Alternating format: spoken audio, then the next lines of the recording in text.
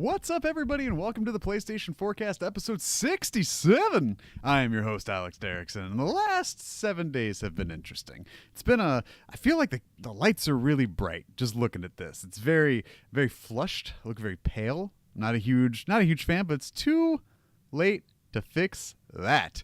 So, last 7 days, right? Been an interesting whirlwind. I've not been on the Twitch since last Wednesday. In which I made an ass of myself. More on that in a minute because it was worth it. Now, let's just talk. Y'all have blessed me with this platform. I just want to take a quick second, just a quick amount of time out of your day. I just want to say, your loved ones are exactly that. They are your loved ones, and time is short. And no matter how fractioned or splintered or split a relationship may be, your loved ones are loved ones.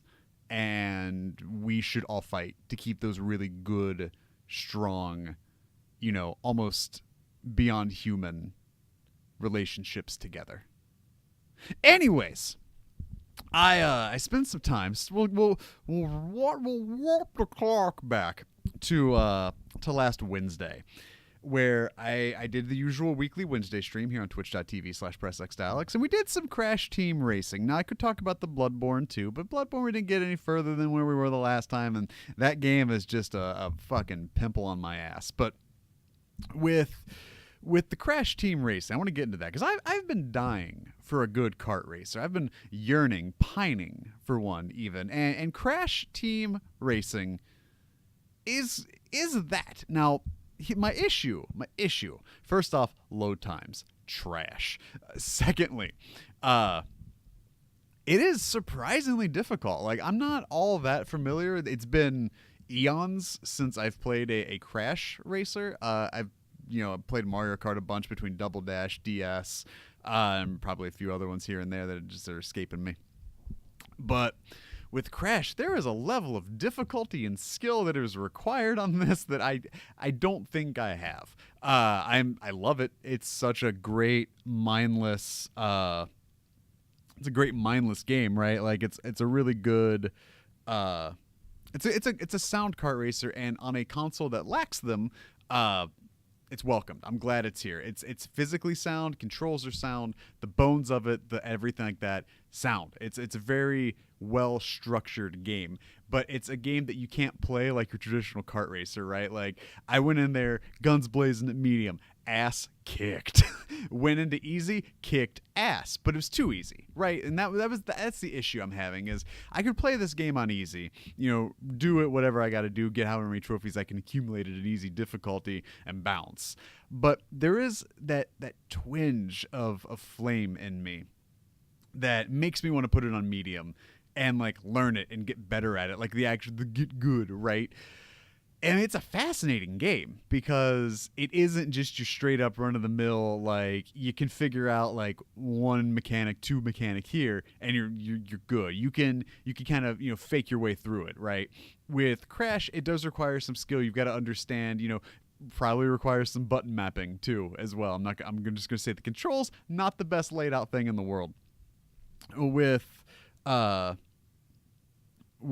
Crash though, there's like, everything's tighter. Everything is much more compacted, that I feel like it does require more skill. Like, your drifts need to be like spot on. Those shortcuts need to be spot on. Like, you've got to hit that stuff, because if you don't and you overblow it, like, it's going to set you back. And I mean, I was undercutting stuff, overshooting it, and like, I was getting screwed left and right that whole time. But it was that sort of satisfying thing where like, yeah, it's happening, but like, you learn it. You learn that map, just the same as like, going back to what I've talked about with Bloodborne, right? Where it's like you learn where the people are, you develop a technique to get around it. And I think with Crash, it's about developing that technique. And that's just going to come through playing more. And I'm really excited. I think that's going to be my really nice mindless game. My Super Mega Baseball, my Rocket League, for this year is going to be that one where I don't have anything to play. I'm going to just slide into Crash Team Racing and just finish fourth the whole time, because that's about what I'm good at. Now the point of Wednesday, right, is what was that last push. We were riding high at 2.9 concurrent viewers here at Twitch after months, if not year, of streaming to 0 to 1 people. The numbers have started to tick up thanks to the collaboration with 48 Minutes, the Draft Watch Along, with the Bloodborne stream, the Doom stream. The streams have started to pick up steam. Now these podcast streams, y'all watch them later, and I totally get that. I respect that. That's fine. But I wanted to focus on it, right, last year, or the start of this year for year 2. I wanted to focus on streaming. I wanted to focus on the platform of Twitch, because if there's nothing I love more, it's just a tough fucking nut to crack, and this is one of them. Well, we were just so close to affiliate that after a couple of those 0 days dropped off a few days after Wednesday, we have hit it. You can now subscribe at twitch.tv/PressXAlex. You can now use your Amazon Prime subscription to use Twitch Prime to get a free sub here, because frankly, I'm not going to lie. Full transparency here, I was researching it because I didn't know what the split was here. But even on the free ones, it's a 50% split on the subs. So, a free the Twitch Prime sub is $5. You can get it for free, and I'll get $2.50. And let's face it, is there another person that deserves $2.50 more than your boy? We'll add that to the rigmarole. But I wanted just to thank you all, really, primarily. That is the heart of where I'm getting at. Is thank you all so much for not letting me eating a habanero pepper and canceling the rest of the stream dying in vain, right? Like, I bit into that thing. And the highlight is on Twitch. I might put it up on YouTube. I don't know. I can just export it. It'd probably be pretty easy to do. But I've also put it up on Twitter. It's my pinned tweet right now. I was riding strong for 30 seconds because that thing was just a big waxy ball of nothing. And then 30 seconds hit, and I died. I saw my ghost. My ghost told me all the mistakes I made and how I can save Christmas. And then I clogged the toilet. And then, so the next game I played, I got more into Battlefront 2. But seriously though, thank you all so much. But played more of the campaign. I'm about halfway through the Battlefront 2 campaign, and I talked about it a little bit on Twitter. I said that I like it, but I don't like it. And yet part of that's tongue in cheek, part of that's a joke, referencing back to how kids talk about other kids and crushes and things like that. Now, I talked about its pedigree, right? Coming from the same person that wrote Spec Ops: The Line, which I've described as just fundamentally a must play. And I was waiting for that turn and that twist where you hit that sort of, you strike that ambiguous chord of like, am I the bad guy? Can I be saved? Like that sort of thing. Like, what are the spoils of war? What are the crimes we are committing here? That's sort of like blurring that line of that ludonarrative dissonance. And I got there. I'm there. I am now about 50% based on mission count through the campaign. I've liked playing it in like the quick like half-hour bursts that I've spent with it. Like if the boyo is in the back corner, just playing with his shit, and he's fine. I don't need to watch him. He's not climbing on anything like that. I can pump out a mission or two in Battlefront, and it's satisfying. The issue with it is I feel like there's moments where it tries to be Spec Ops, and I understand their hands are tied with that. Like, you're operating under a Star Wars license with EA. Like, totally get that. Like, things you just can't do. You can't hit that sort of like graphic, awareness of like shining that light on it and being like, look, this is messed up. The Empire is messed up, and these people are just falling. All like the sort of like different, like I said, ambiguous things that come with war. It's just the story itself. I talk so much about a game with a strong foundation, a game with good bones, right? I said Days Gone had good bones, maybe a little plagued with arthritis or osteoporosis, but like good bones. Battlefront 2, good bones. Like there's a really good kernel of campaign in there. It just, I don't get the flow. I don't get the pacing, I guess, is really what's kind of driving me up a wall with it. Is it goes so back and forth with like, okay, like, is this an on the ground mission? Is this a flight mission? Do the flight missions suck? Are you just suddenly Luke Skywalker? Like it's, and I will get there in a second. But it, like the actual like on the ground combat, like the gun combat is really nice. I think the flight mechanics need a little, well, it's weird. I don't know. It's flawed in a weird way where like it almost operates better as a single stick, as just like a right stick kind of thing. Like left can kind of like swing the camera a little bit or operate like more like ship congruency, like where it is in the sky. So like if it's like sideways or parallel, upside down, whatever. But you're mostly navigating everything, your cursors and all that with the right stick. And it took me a minute to kind of get to that.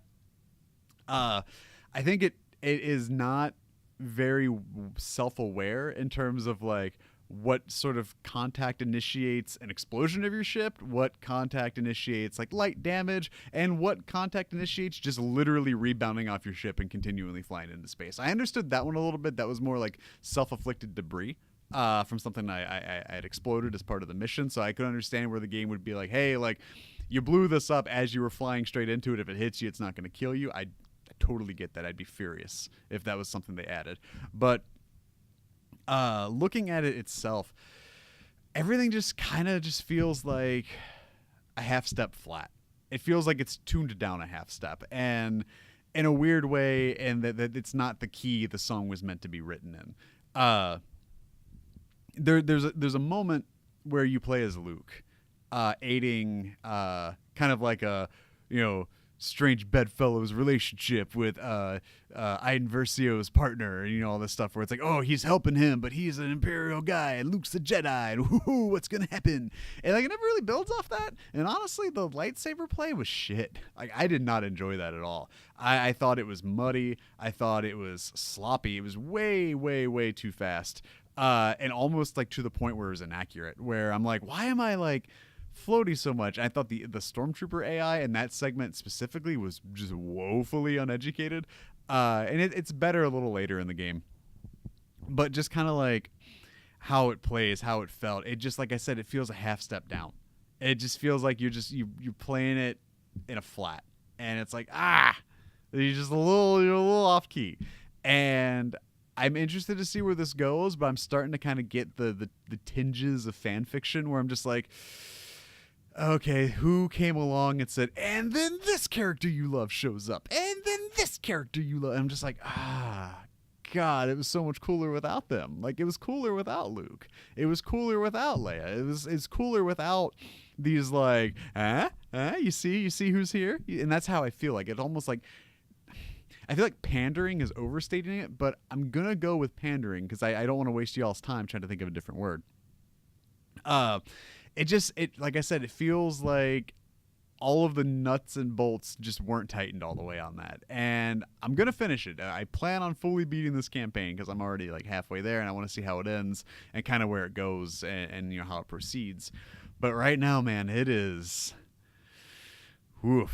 it's okay. I like it. I'm not in love with it. I'm not enamored by it. You know, I'm not like itching to get into it. If I was itching to get into it, I wouldn't be playing it in 30-minute bursts. And it has nothing to do with my own personal tolerance either. It's not like, I can only play like 45 minutes of this before I'm just exhausted. It's like, no, it's just, I can play 30 of it before I get upset. Before I'm just like, oh, God, why did you do that? Why did you make that decision? Like, oh, why did they move like this? And I think that bar was set at that first mission where you're a droid going through the vents. And like, what a just egregious misstep that you make in that campaign. Like, just flip it. Flip the first two missions. Put it on the ground. Have her get captured. Play as the droid going through the vents. Like, don't have you play as the droid going through the vents and then put her on the ground, right? Like, you can flip that and still make that narrative work, still make that campaign work, that story work. And they just didn't. And it's such a weird decision, even from like a narrative standpoint, from a writing aspect. It's like, if I opened, this is the way I look at it, right? If I opened a book, a Star Wars book, right? And the first chapter is her in a cell waiting for her droid to go through the vents. Like, that is the only chapter of that book I'd read. But if you start that thing on Endor and like you see all that shit go down that happens, in Return of the Jedi, and then like she gets captured and then they bring her up and then she's in the cell waiting for the droid to go, okay, I understand her character better. I understand her motivations better. I understand the droid better. She's got shit to do. But when it opens up that she is like this prisoner and you're going, I hated that decision. And I think that decision set a tone for this campaign that I don't think it ever wanted to have. And it's not even a matter of it's trying to like make up for it the rest of the way through, because it's not. It doesn't feel like it has to. And I understand that artistic vision and things like that. It's just whoa. That's what you went with. Okay. I don't know. I feel like it's if just a band opened up with a ballad. Like, why would you open up with the slowest song you could come up with? The other thing I played was let me see, what did I write down here? Oh yeah, I finished Jesus, Alex, can't even remember, a couple days ago. I finished the Turf Wars deal. So I finished the heist. I 100% of the heist DLC of Spider-Man. And then I finished Turf Wars. So that just leaves me with Silver Lining. So Turf Wars was okay. It didn't like blow me away. I thought I liked the heist more than I liked Turf Wars. I thought the heist was more compelling. I liked the inclusion of Black Cat. I liked the way she kind of like played off of everything, how that integrates into his relationship with MJ. Turf Wars just like, it wasn't more of the same. It felt different enough, but like I don't think Hammerhead is that interesting of a villain. Reintroducing the Sable tech was just like, god damn it, here we go again. But it was all right. I said this on Twitter that it finished and it brought up the map and was like, all right, here's all the stuff you can still do. Like, here's all the the Hammerhead crimes and the bases and stuff like that you can take down. And like, I 100%ed Spider-Man Prime. I 100%ed the heist. I was looking at Turf Wars and I was just like, I'm good. Like, I'm just going to think it's like 68, 70%, something like that. I'm just like, I can leave it there. It's fine. Like, I'm not going to go swinging around the city trying to stop these crimes or do these bases. Maybe another day. Maybe another time. I would love to have all the suits, and I understand I got 100% those districts to get the suits. But nah, I'm all right. Like, I don't need it. I'm good. So I'm going to leave that as it is. I'm going to move to Silver Lining and finish that and probably put Spider-Man to bed. Just officially put her away. I got the platinum. What else do I have to prove, right? Still love the combat. Still love the flow of the game. I wish it... Because, like, with the heist ending in a cliffhanger, Turf Wars doesn't follow up with that at all. It doesn't do anything to follow up with that. It's almost like a intercession where it's just like, and, like, we're going to split her off and we're going to go down here for a minute. And maybe, eventually with Silver Lining, you come back around and explain, what happened with the chapter 1 and all that. But I was kind of, like, waiting for it to not even necessarily tie it up.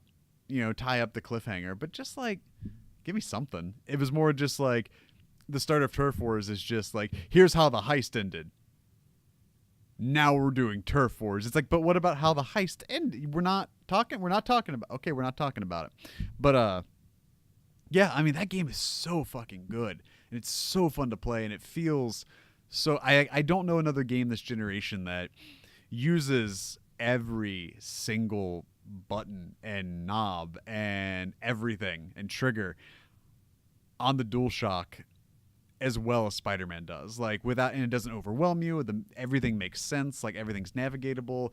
The flow, the combat, moving from ground to building to swinging to combat to swinging and doing swinging combat and doing web-based combat and actual grappling. Like, all of that flows so well together and seamlessly and like almost effortlessly.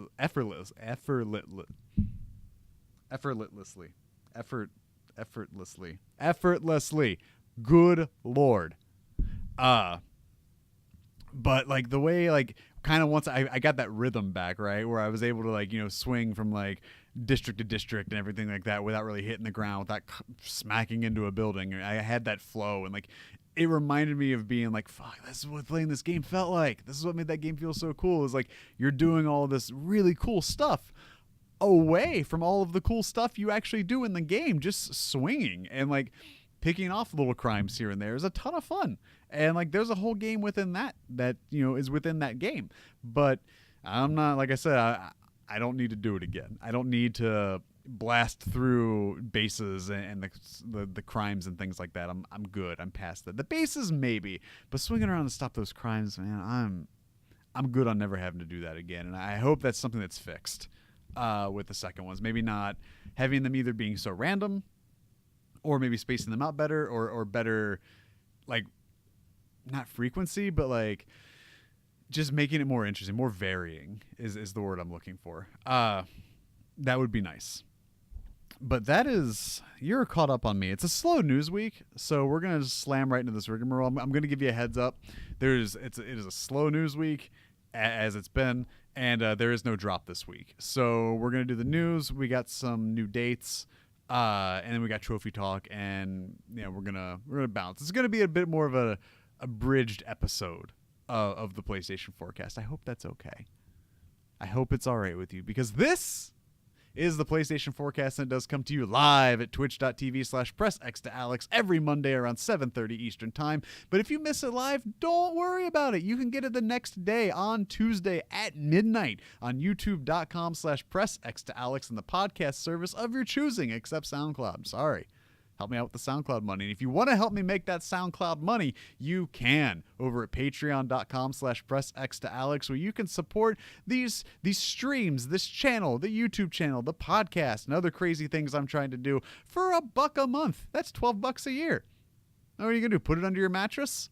12 more years, you'll have $144, because that's what 12 squared is. But if you don't have $1 to toss, it's not that big of a deal either. It's fine. I still love you. Thanks for supporting me. You can just share the podcast, share the YouTube channel, follow me on Twitch. You can subscribe on YouTube. You can now subscribe on Twitch.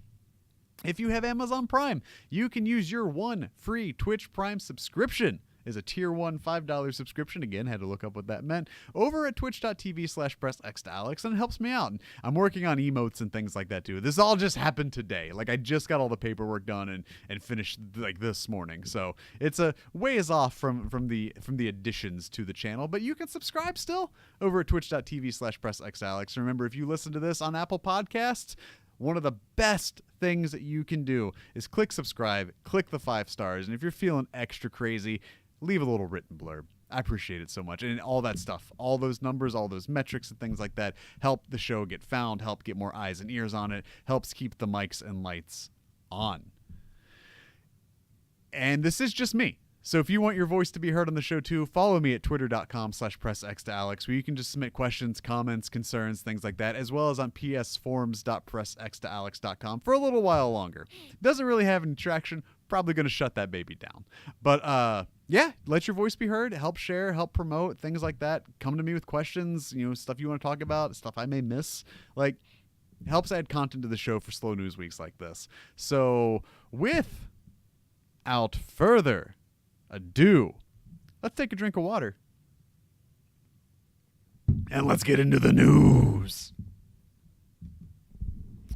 All right. So we are going to start over at the PlayStation blog with our friendly neighborhood webhead from James Stevenson, community director at Insomniac Games, where there are new suits available for Spider-Man. So if you are a lapsed Spider-Man player and you're wondering, is there anything new to Spider-Man? There are. It's 2 new suits. Let's talk about them. It's been a while since we last talked. We'd like to thank all of your support of Marvel Spider-Man since its launch last September. Many of you have played, and we have been floored by the response to the game. It has been gratifying to continually hear news stories from players exploring our rendition of Marvel's New York with the web slinger and see all of the great shots you have created in photo mode.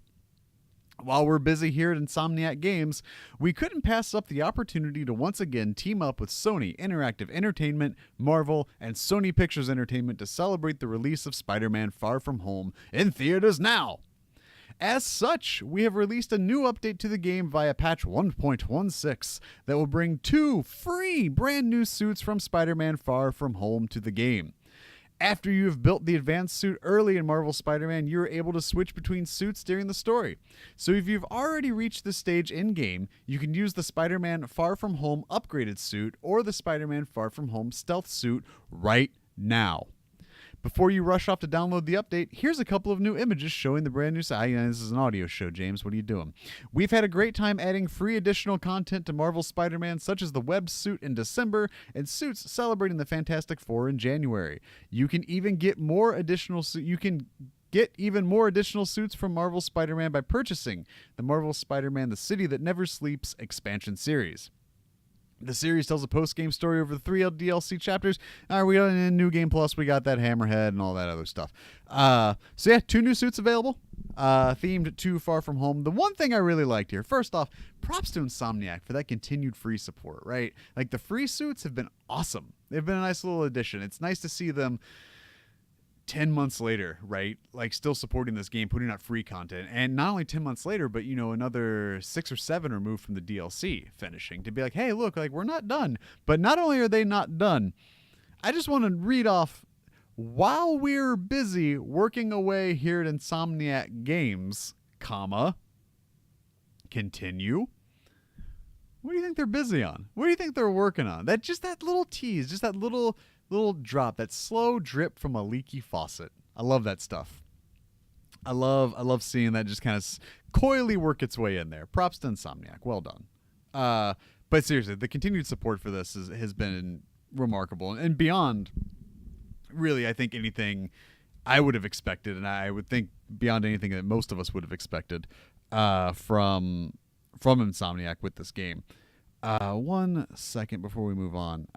So, like, to see that stuff get added as, like, the Spider-Verse stuff happens, as Infinity War happens, as Endgame happens, and things like that. Like, it's a measure of, I think, Insomniac as a studio, right? It's a measure of who they are and the game they're making and, like, what they believe in and the support they give it. And because the fan base has been such a ravenous support, there, God, Jesus Christ. There we go. Sorry, I had to fix something on the video end while I was doing this. Just letting it fly live.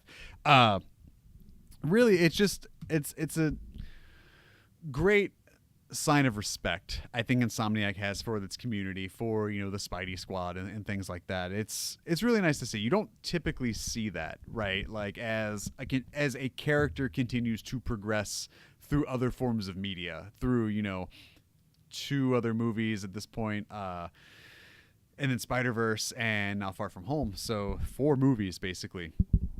You're seeing that continued support from a game that it really, for lack of a better word, could remain dormant and be fine. But they're not.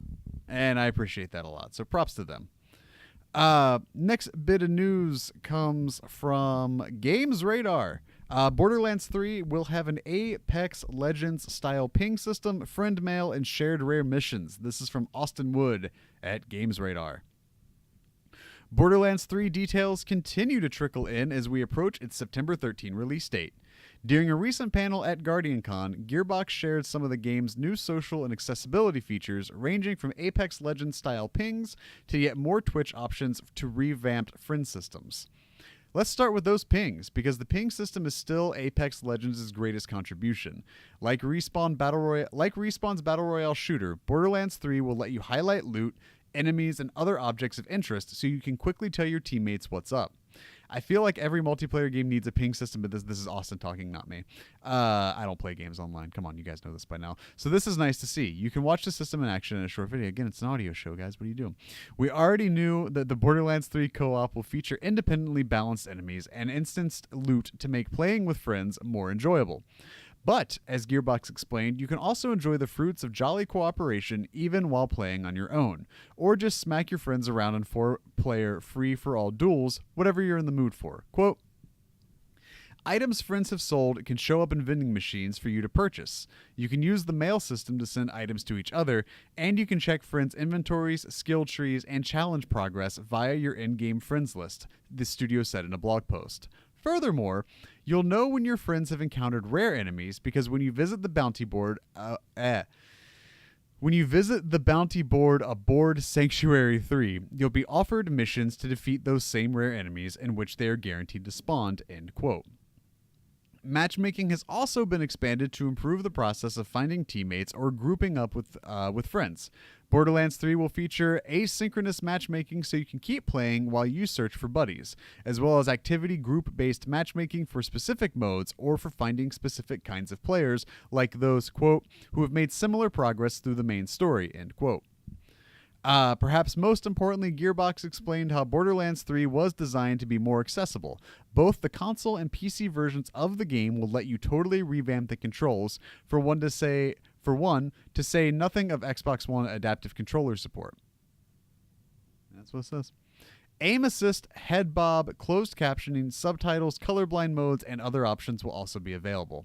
Lastly, it seems the previously announced EchoCast, Twitch extension, which lets you earn Borderlands 3 loot by watching streamers play, will also let you interact with streamers directly by summoning badass enemies and giving them buffs or debuffs depending on the whims of the Twitch chat. This is Twitch chat we're talking about, so I'm anticipating mostly debuffs. Real quick, just a quick aside. EchoCast. Now, if you go to Apple Podcasts or YouTube or Spotify and you search EchoCast, almost exactly how it's written here, Echo in all caps, cast in lowercase, you will find a podcast by my boy Bon Diesel, which is a entirely The Division / The Division 2 centric podcast that has been going for just as long as the PlayStation Forecast has, so about a year and a half. So for Gearbox and Borderlands to swoop in here, albeit maybe unknowingly, but a simple Google search would have helped, swooping in, trying to claim the EchoCast as their own, nah.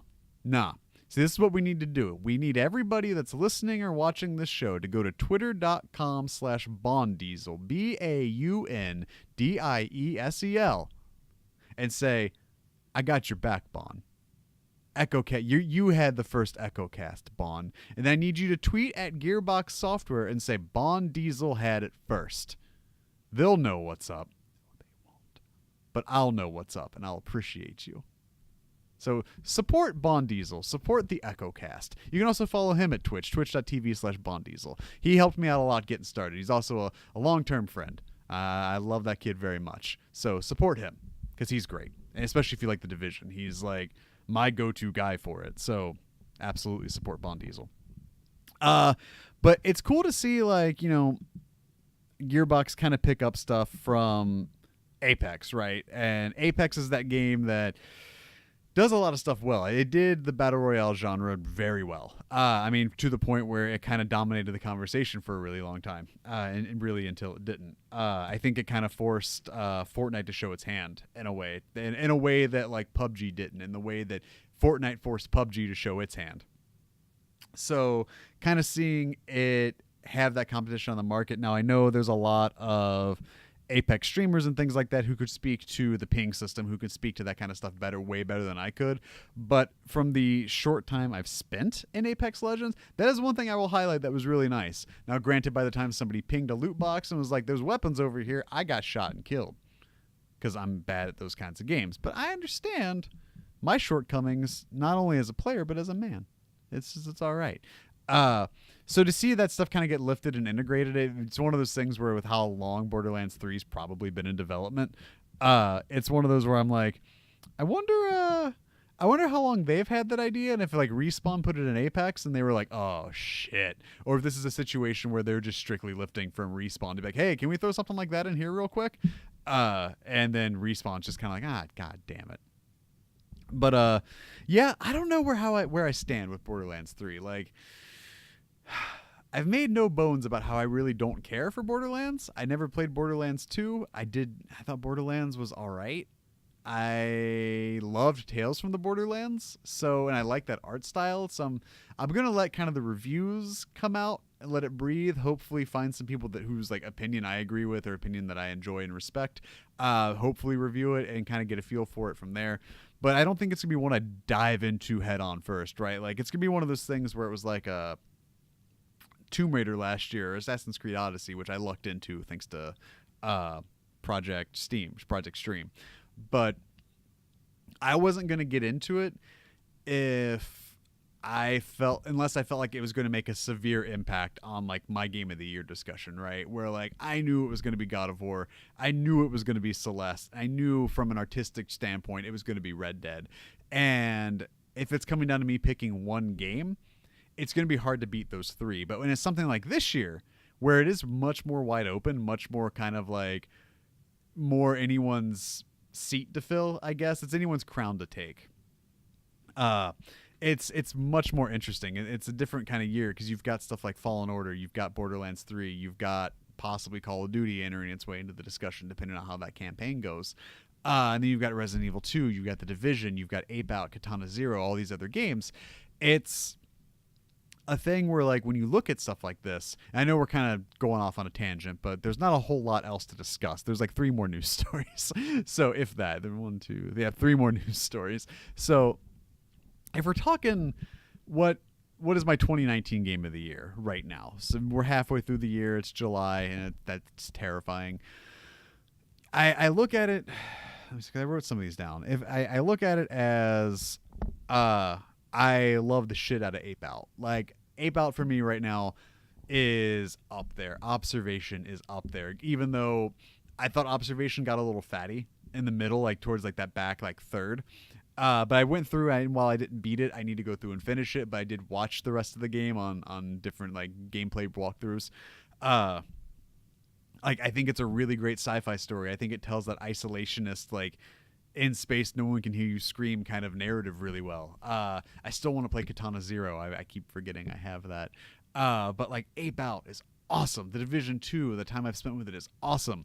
Resident Evil 2, I played at a really bad time. Like I was in no state to be playing a game like that, and I made no bones about that. But like it's gorgeous, and having watched a ton of video of it being played, like, and growing up, you know, being 10 when the first one came, when Resident Evil 2 initially came out, and watching my brother play through it, like I'm very familiar with that game to a different degree. And seeing the level of care and the work that's put into it, it's hard not to put that at the front, despite the fact I've only put like an hour into it. Like just knowing that game and seeing how it looks now compared to how it did.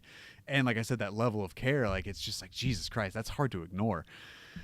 You've got stuff like Devil May Cry out, which I've totally forgotten about. Stuff that isn't just holding on to the conversation right now, right? I feel like if you go around asking anybody, it's going to be some combination of like Resident Evil or The Outer Wilds for some people, and then, you know, The Division 2, Sekiro. There's no clear-cut favorite right now at this stage like there was last July when it was like, all right, yeah, it's God of War, but then we've got Red Dead, we've got Spider-Man, like we've got some of these other games that are going to kind of come out, and then Celeste and things like that, but it's not as clear-cut right now. So right now, if I'm talking... And like I said, you've got stuff down the road. You've got Fallen Order, which could very well do some serious damage into some lists, I think, because that thing's starting to look, I mean, based on people who have played more than what we've seen, it's like, oh, this is a Star Wars Metroidvania. Like, holy shit. Like, yes, please. Getting into Call of Duty taking a massive chance on that campaign, seeing how that could blow up in their face, or it could be really well executed. Looking down the road to Borderlands and all that other stuff that's coming out, there's different indie games coming out. There's a lot of unknown. It's still very out in the open, and I really love that. Right now, personally, if I'm like gun to my head, what's my game of the year? It's hard to argue with Ape Out. I know it's not. I know it's a preposterous claim. That's my Donut County this year. I think Observation has reason to push for it. But if we're coming down to it, I mean... what Capcom has done with Resident Evil 2 you can't ignore it. You can't understate it. You can't sit there and poo-poo it and phooey and pshaw it, right? Like Resident Evil 2 is without a doubt like my game of the year right now. And that's very early. This is all based on that. If we're talking favorite game, it's Ape Out, it's The Division 2, and that's why I'm loving this time right now too, where there isn't a whole lot of stuff coming out, or at least a whole lot of stuff of severe consequence, right? where I can play those games, that have come out earlier this year that I may have missed, or stuff that I can get on a discount, or like I'm doing now where I'm playing games from 2015 and 2017. Like I'm going to get into Titanfall 2 here probably very soon. And there is a method to that madness of me playing Battlefront 2 and then probably jumping straight into Titanfall 2, right? Is I want to see a Star Wars licensed game, and then I want to see a Respawn game. And then I kind of want to see, like, okay, from there I can make my own expectations to Jedi Fallen Order. Like, I can look at that and be like, okay, I understand Respawn. I understand their pedigree. I understand their style, their flair, like what they do, what makes a game inherently a Respawn game, but also applicable to a Star Wars license, and seeing how that's been mishandled, misappropriated, what went well, what went poorly. And kind of build those two together and, in my mind, form what I'm hoping from Fallen Order. So when I go into it, I can kind of have like okay, this would be cool if, and then like it would be bad if, and kind of having that. So right now, I do think it is inherently like wide open right now. So that's something I'm really excited to get into. And plus I can knock out these quick, like 6-hour games, right? Like with not as much time as I would love to just be able to sit down and be like 6-hour game, let's knock it out, right? Like, but it's just not the way it works in this day and age in my life. But I want to get back into The Division. I think Days Gone is gone for now. I don't think that's even gonna whisper into anything. Maybe acting, maybe visuals, stuff like that. But in terms of, if we're talking like meat and potatoes game of the year, it's not even charting for me right now. So we'll see. It's July. Right now I'm leaning heavily into like RE2 because like I'm going to get back into that. Like I said, it's just wrong game, wrong time. And then The Division 2, which was the right game, right time for a minute. And then just so much other stuff came out, and then I started having to make room. But like then I bought the expanded hard drive, so I can kind of push more stuff out and play more things, and not have to worry about like, oh, I want to finish this before I delete it and all these other things, all that stuff. Next bit of news comes from Dale Wilson over at PlayStation Lifestyle. Stardew Valley multiplayer is one step closer to coming to PS4. It is taking a minute to respond to anything I'm doing. We may move on from this story. Basically, the creator of Stardew Valley, Eric Baroni, put in a tweet that the console or the multiplayer for Stardew Valley for consoles is more or less imminent. I don't think you're getting Vita support there. Sorry. You have to just keep that single player. That's a bomb-ass Vita game, though. Like, let's be real. So let's take a look. God damn, I hate this computer. Stardew Valley creator Eric Baroni's latest tweet may provide fans of the game with some good news. The multiplayer component for the PlayStation 4 and Xbox One versions is finally one step closer to being released. Last year, Baroni had stated that he was committed to prioritizing the multiplayer component of the game on the PlayStation 4 and Xbox One. Now he has stated that the multiplayer update for the PS4 and Xbox One is officially in certification. So, exciting times. I feel like that's a little too, like it's a lot too late. I don't want to say it's too little too late. It's a lot. But I kind of feel like, I don't know. I know there's people that are just like full-time Stardew Valley as their game. So having that, I think is nice. Being able to go and hang out with your friends and stuff like that, that's going to be good. It sucks it's not coming to Vita. I get it, 100%, but that would have been really nice. But to kind of add a little bit more of that Animal Crossing flair to Stardew Valley, and which is primarily more of like a Harvest Moon kind of game, right? Adding the multiplayer is going to be nice. Eric kind of goes, Dale in the article here expands a little bit. Stardew Valley's multiplayer is all about cooperation. The host who owns the farm can recruit up to 3 other players who have the option of working as farmhands. Players can also marry and divorce each other as well. A number of single-player extras are included too. The update will add the traveling festival event, a new collection, more character events, Skull Cavern improvements, more decorations, pots for planting indoors, and a new crop.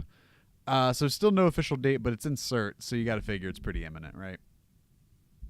Exciting news for Stardew Valley fans. That's another game that's just like I like, but Stardew Valley scares me. It scares me in a way that only a game like Stardew Valley can scare me, and that I will lose my life. I will lose all time. I will lose all concept of time and space. I will get divorced in real life probably because I know what those games entail. And the one thing I will give Stardew Valley is that I can abandon that game for years, turn it back on, and nothing's overgrown. There's no roaches. Where it's like an Animal Crossing, right? It's that weird commitment where like if you go too long, like you've got work to do when you start that game back up to get it back to where you left it, and that sucks. So like with Stardew Valley not having that, at least based off my experience, it's been a minute since I played it, but like I would go, a week or two without playing and come back, everything's hunky-dory where I left it. To not have that constant progression, to where like that constant need for maintenance, like it's nice. I'm glad that something like that exists. So if a time does come where I'm like, I've got a bunch of time and nothing to do, Stardew Valley it is, I can just pick up where I was. All right. Next news, heading back over to the PlayStation blog for all you MLB The Show nerds. Doug Cloven has for you: the 4th-ranked season of MLB The Show 19 reveals a new legend, Hall of Fame pitcher Lefty Grove, and 3 new Diamond Player rewards. Breaks down the details here for Season 4. Signature Series Lefty Grove, a new legend, and Signature Series Rod Carew are the new rewards added to the Season 4 World Series Choice Pack. Breakout legends Will Clark and Breakout Flashback Tommy Pham join the Pennant Race Choice Pack and earn the Ice Cream Bat Skin in the Division Series Reward Pack. Make it to the World Series ranking and get a choice pack to choose from Grove, Carew, and last season's player items of Signature Series Matt Williams or Signature Series Yadier Molina. And then it has the stats for Rod Carew and Lefty Grove. On your way to World Series, you can choose one of these new Diamond Player items in the Pennant Race Choice Pack, which is Will Clark, Tommy Pham, and then Signature Series Choice Packs. The new Signature Series Choice Pack arrives in Diamond Dynasty and offers a choice of a Diamond Legend or Flashback in every pack. There are 2 ways to acquire the pack. 1. As a post-game reward, you may receive a voucher to exchange for 1 Signature Series Choice Pack just for completing a Diamond Dynasty game. Or, go to the exchange area of Diamond Dynasty to turn in your voucher and open your pack. Or, purchase a Signature Series Choice Pack from the show shop and open it. Once you open your Signature Series Choice Pack, you will see a group of 3 players from either the rare, mid, or base tiers. Select 1 player item, add the player to your Diamond Dynasty squad, or list it on the community market. All the items in the pack can be sold. The 9 players featured in the Signature Series pack are divided into 3 groups. Rare tier, odds 1 in 10 to see this choice tier of Diamond players in the Signature Series Choice pack. It's Ryan Sandberg, Kenley Jensen, and it's working its way back around, Gary Carter. I just need to scroll down to see that. Mid-tier, 4-1 odds to see this choice tier of Diamond players in the Signature Series Choice Pack, and they are Signature Series Curtis Granderson, 96 overall. Signature Series, our boy, one of the top 5 Cincinnati Reds players of all time, and probably arguably one of the best hitters that franchise has ever seen, that this city refuses to appreciate and acknowledge their greatness. Joey Votto, Diamond, 99 overall first baseman, and Signature Series George Brett, also 99 overall Diamond. Then your base tier, a 1-1 odd to see the choice tier of Diamond players in the Signature Series Choice Pack. Signature Series Rick Ankiel, 88 overall starting pitcher. Signature Series Russell Martin, Diamond, 95 overall catcher. And Signature Series Keith Hernandez, Diamond, 98 overall first baseman. The Signature Series Choice Pack costs 40,000 stubs in the show shop and is limited to 1 per account at this time. There's also new Battle Royale Flawless rewards. Battle Royale is a Diamond Dynasty mode that levels the playing field by challenging your managerial and stick skills.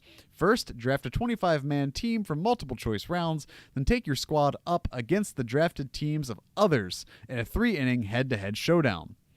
If you can take your Battle Royale team to 12 wins with no losses, you will earn the coveted Flawless Reward Choice Pack, which guarantees 1 of the 2 legend player items. A Signature Series Eric Gagne, Diamond, 98 overall. Diamond Mini Minoso, 99 overall. The MLB The Show is now introduced the All-Star Edition, which is $49.99, which is a new digital release that includes the full game, 11,000 stubs, 2 Prestige Gear Up Choice Packs, choice of 5 Choose 5 of 30 Diamond Legends and Flashbacks, 10 Standard Packs. Choose 2 Classic Stadiums for use in Diamond Dynasty and MLB The Show 19, and is retailing on the PlayStation Store for $49.99. So there's a big ol' heap and scoop of MLB The Show news. I know buddy Tim, friend of the show Tim, who watches and listens, and was actually on one of the streams when we did NBA Jam. Been dying for some good Votto cards. My buddy, you got one. It's coming. Maybe. If you get the 4-1 odds, right? I don't know. It's gambling and sports. Pete Rose. All right. Next bit of news is from Matt Perslow over at IGN. And I got some feelings on this one. Batman Arkham Collection re-releases 3 Rocksteady games this September. All 3 of the core Rocksteady Batman Arkham games are being re-released for Xbox One and PS4 this September. A listing for Batman Arkham Collection was posted on Amazon UK, announcing the re-release ahead of any official reveal from Warner Brothers or developer Rocksteady. However, Rocksteady's marketing game manager Gaz Deves confirmed the Arkham Collection on Twitter. His tweet notes the Arkham Collection is coming to Europe this September and offers no word on if it will be available in other territories. Importantly, for European Batman fans, the collection includes the Earth 2 Dark Knight skin for Batman Arkham Knight, which currently is only available to players in North America. The skin will be available as a free download for everyone worldwide who owns the original version of Batman Arkham Knight early next year too. The Batman Arkham Collection contains the remastered versions of Batman Arkham Asylum and Batman Arkham City, which were previously released for PS4 and Xbox One as the Return to Arkham Collection, as well as Batman Arkham Knight. The collection does not include Batman Arkham VR, nor Batman Arkham Origins, nor, and is being left out of here, the PS Vita classic Arkham Origins Blackgate. Is it a classic? I don't know. Do people remember it? Absolutely not, they don't, but it's there, and it exists, and represent. The prequel game developed by Warner Brothers Montreal. While the game has its many fans, it seems to be consistently left out of the Arkham conversation. It was not remastered for the Return to Arkham re-release, and thus remains the only game in the series that has not been upgraded for the current generation of consoles. And it uses, and it's that word that I use, right? That word I don't like using to describe games from the previous generation. And that word, ladies and gentlemen, is stranded. It's stranded. It's stranded with Mass Effect. It's stranded with Metal Gear. It's stranded with so many games that could just be... We got fucking Sleeping Dogs on PS4. You're telling me we can't get Arkham Origins? You're telling me we can't get the Mass Effect trilogy? Now I know what you're thinking. You're thinking, Alex, those are 2 different studios, 3 different studios. I know, but come on. Come on. What's got the bigger fan base, y'all? The Arkham series? Sleeping Dogs. That's not a knock on Sleeping Dogs. Sleeping Dogs was a perfectly adequate game. I'm just saying, Batman has more popularity. If you threw Arkham Origins, I'm not even saying throw Blackgate in there, because why would you? Honestly, like, just being real. Why not include it? Why not remaster it? What about it?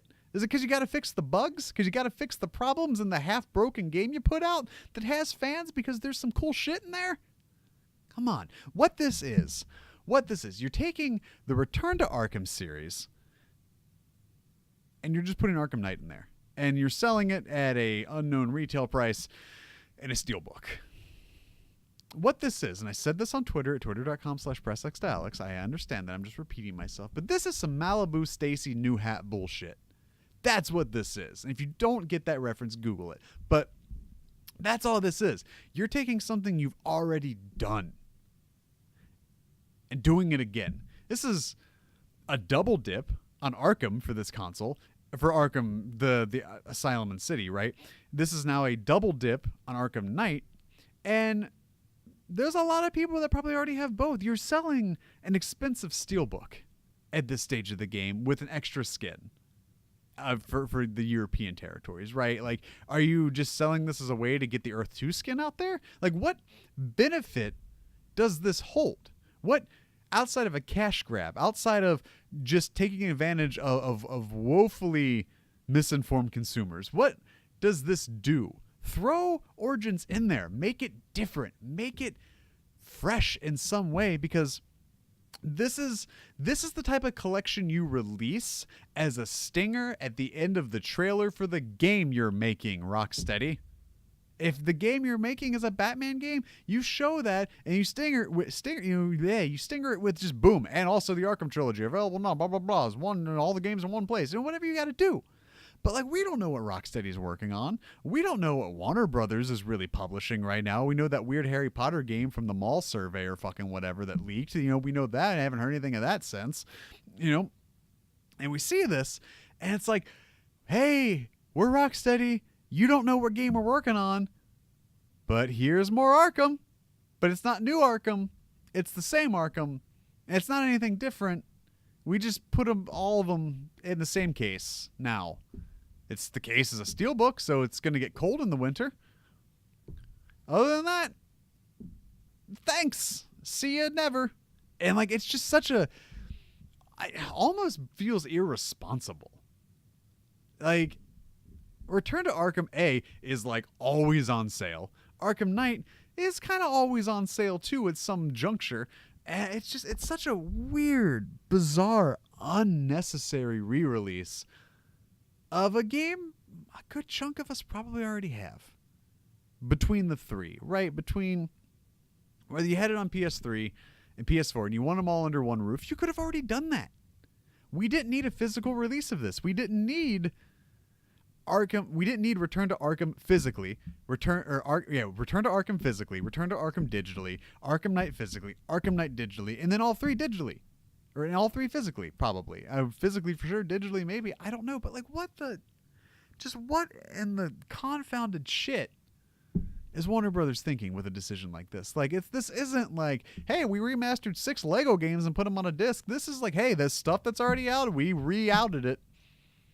Thanks. Like, who does this help aside from steelbook aficionados or some poorly, like woefully uninformed consumer that just feels like they have to have every Batman thing that's put out despite the fact they already have this Batman thing? It's just such a strange direction when it's like all anyone wants from Rocksteady is to know what Rocksteady is making. And like, why? Why are you reissuing stuff you've already remastered and stuff you've already reissued? I don't like it. Like I said, it's a weird, almost like predatory distinction in terms of this, of that little release. Just a bizarre move. I'm not a fan of it. I don't like it. But that's it for the news. So we got some new announcements, some games and dates here. Call of Duty Black Ops 4 Operation Apocalypse Z arrives on PS4 July 9th. Let's take a look here. Let's see. Brandishing the Scythe heavy machine gun, which applies a suppression effect on the enemies and its targets, Reaper returns to multiplayer. This experimental war robot also arrives with the Radar Shroud, a versatile deployable jammer that blocks enemies from using minimap information within its radius. Black Ops Pass owners now have 3 additional multiplayer maps to battle across, including 2 new zombie-themed battlegrounds and a reimagined Black Ops 2 classic, Journey to the Austrian Alps. Let's see. And drop into Der Schatten, which is the shadow, a village sitting in the shadow of Griffin Castle from Der Eistrasse. If it's not Japanese, they're throwing German at me.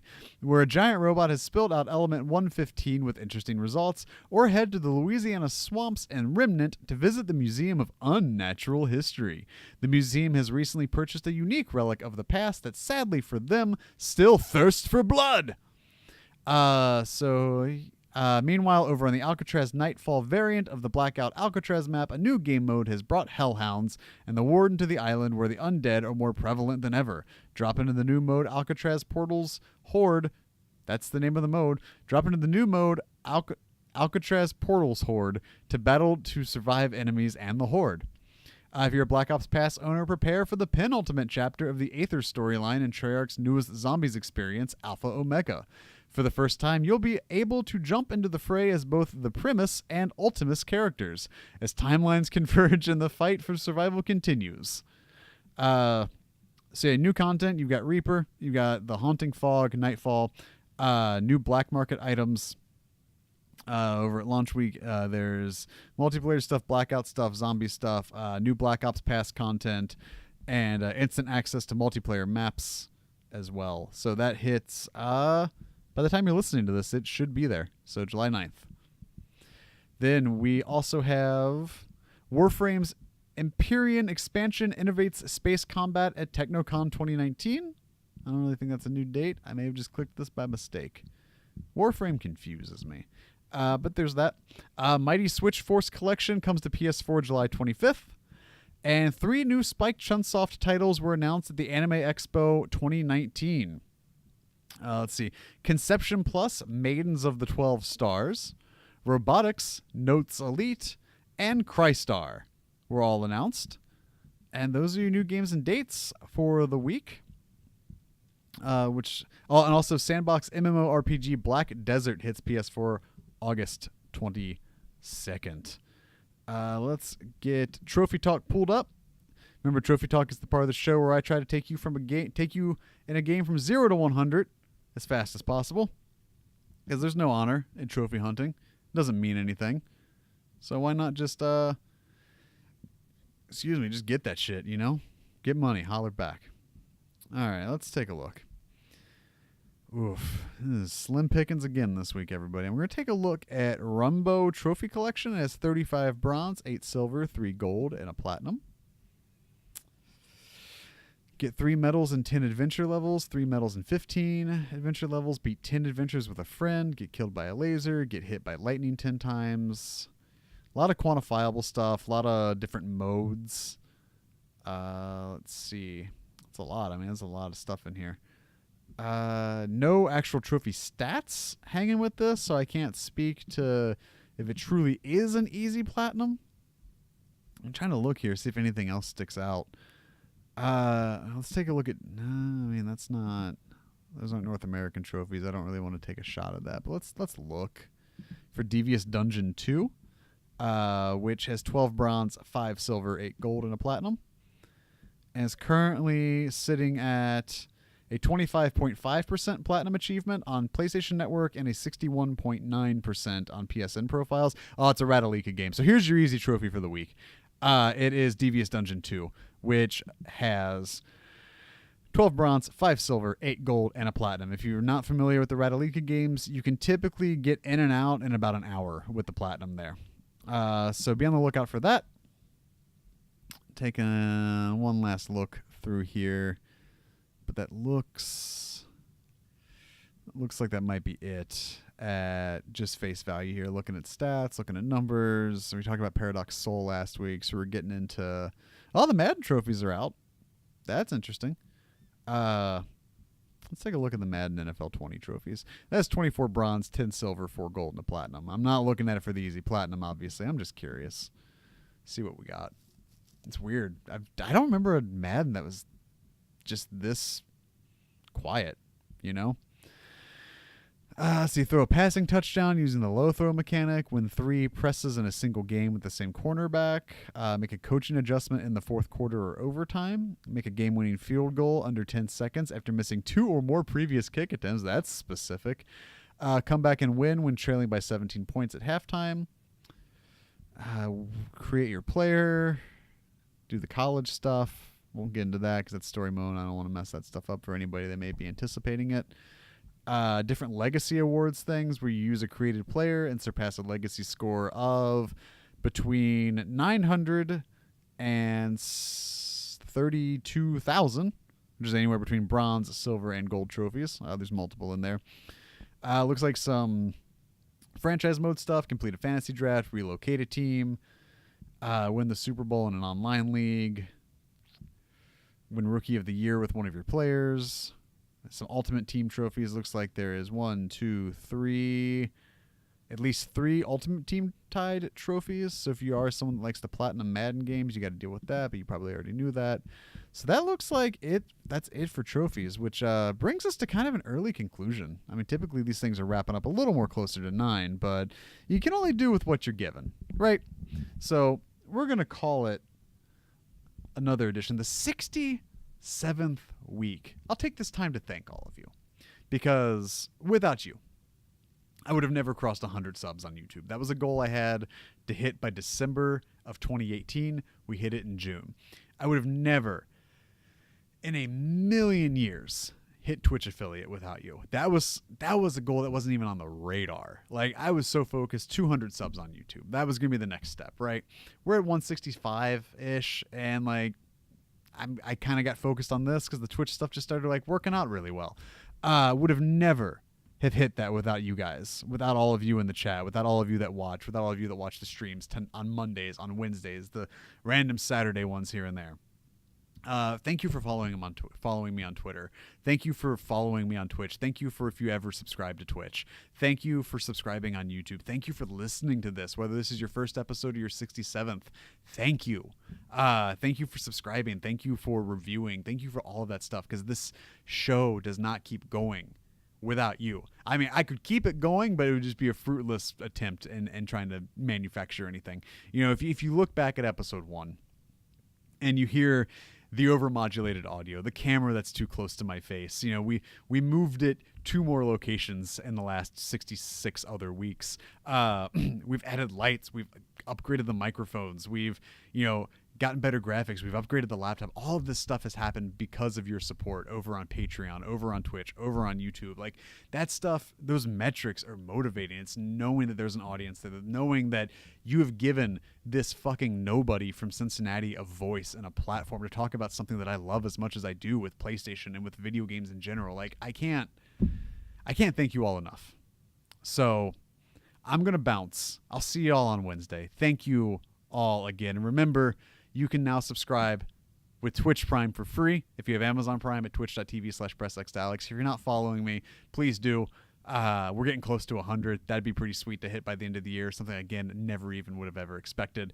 Thank you for those that watch and subscribe on YouTube. Thank you for those that listen on Spotify, Apple Podcasts, Google, Stitcher, CastBox, iHeart, all of that stuff. Like, all of this stuff is a labor of love, as I say so often, that is self-produced and mostly self-funded by me. But for those of you on Patreon, for those of you that listen week in and week out, can't thank you all enough. Thanks for joining me. I'll see you on Wednesday for another 8 p.m. stream.